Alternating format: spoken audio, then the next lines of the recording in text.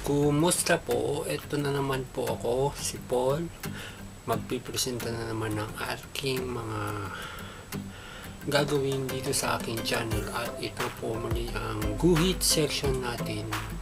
At ang mga ginagawa ko dito muli ay pinipresenta ko ang pagkalaman ko sa pagguhit at sa sining. Ngayon, ang ating gagawin ay pagpipinta. Ang pagpipinta ay ginagawa sa medium na oil paint. Ito ay isang medium na noon pa man ay ginagamit na ng mga sikat na pintor sa buong mundo, at ito ay isang unang sining sa ating mundo. Ang pagpipinta ay maraming bagay na ginagawa ng mga mangguguhit o mga pintor. Ito ay sa mga bagay na ibang concept, katulad ng mga iba-ibang lugar o landscape o mga bagay, mga still life ang tawag sa mga bagay nito, at ang pagguguhit ng mga tao o portrait.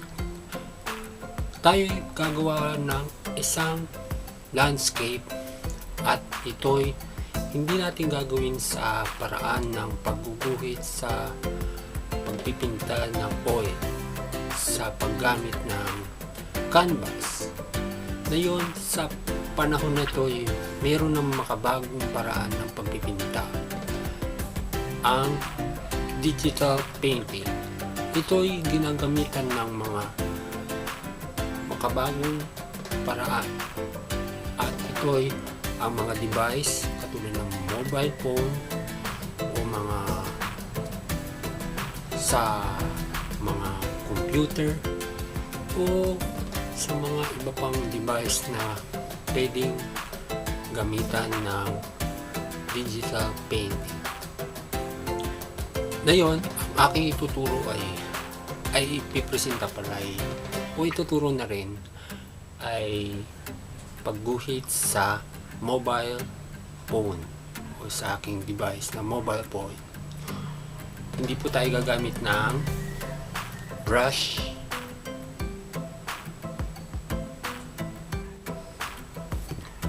kundi gagamitin natin ay stylus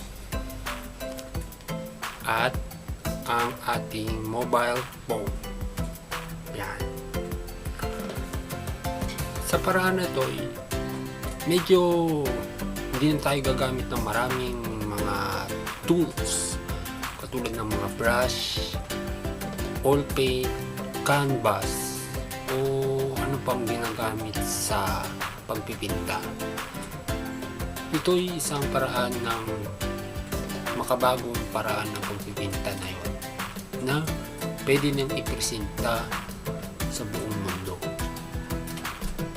Ang dati ay pagpipresenta ng traditional na pagpipinta ay ang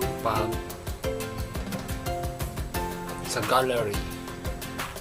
Siyempre, medyo limited lang ang ating mga taong makakakita nito. Pero sa ngayon, ang makabagong ito ay pwede nang ipresenta sa buong mundo sa paraan ng internet. Ngayon, ipipresenta ko na po pala ang ating pagpipinta sa ating mga device o digital art. Sige, ito na po.